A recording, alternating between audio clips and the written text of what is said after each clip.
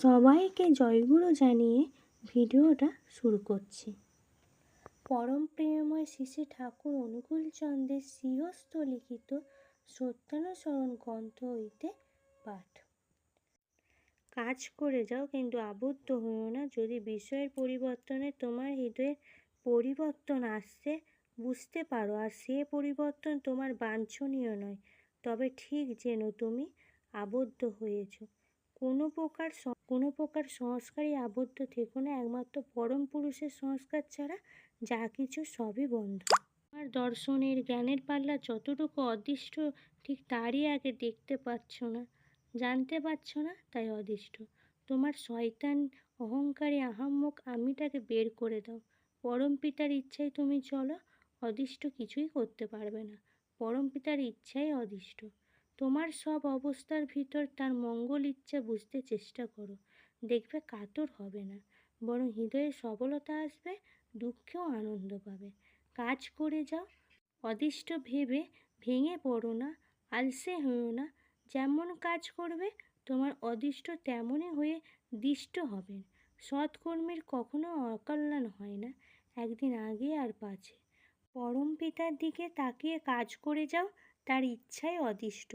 তাছাড়া আর একটা অদৃষ্ট বানিয়ে বেকুব হয়ে বসে থেকো না। অনেক লোক অদৃষ্টে নেই বলে হাল ছেড়ে দিয়ে বসে থাকে, অথচ নির্ভরতাও নেই, শেষে সারা জীবন দুর্দশায় কাটায়। ওসব আহাম্মকি। তুমি গেলেই অদৃষ্ট ফুরল, দর্শনও নাই, অদৃষ্টও নাই। পরম প্রেমময় শ্রী শ্রী ঠাকুর অনুকূলচন্দ্রের নারীর নীতি গ্রন্থ হইতে পাঠ। মিথ্যায় আরেকটি জানোয়ার আছে, তাহা প্রায় ছারপোকারই মতন, সেটি মিথ্যা কথা। ইয়ে একবার স্পর্শ করিলে যদি একটু প্রশ্রয় পায়, ঝাঁকে ঝাঁকে বাড়িয়া যাইবে। তখন মানুষ তোমার কাছে আসিতেও ভয় পাইবে, বিশ্বাস করিবে না। চরিত্রটি জর্জরিত হইয়া কালা জ্বরের রোগীর মতন একদম সর্বনাশকে আলিঙ্গন করিবে।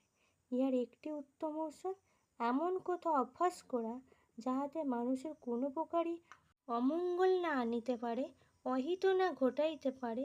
শেষে দেখিতে পাইবে সত্যই এত আছে যে মানুষের জীবনযাপনে অবস্থার সংঘাতে মিথ্যার কোনো প্রয়োজনই হয় না। একবার সাধিয়া দেখো। বাণী সংখ্যা 137, পৃষ্ঠা সংখ্যা 128, 129। জয়গুরু। প্রতিদিন শেষে যেমন বলি, আজকেও বলছি যে আমরা প্রতিদিন সত্যানুসরণ ও নারীর নীতি গ্রন্থ পাঠ করার ফলে আমাদের জীবনে উন্নতিও আসে। আমরা সেইভাবে ঠাকুর যা বলছে সেটা যদি আমরা চেষ্টা করি, আর আমাদের নামটাও প্রচুর করতে হবে, করলে আমরা অবশ্যই আমার খারাপ অভ্যাসগুলোকে দূর করতে পারবো।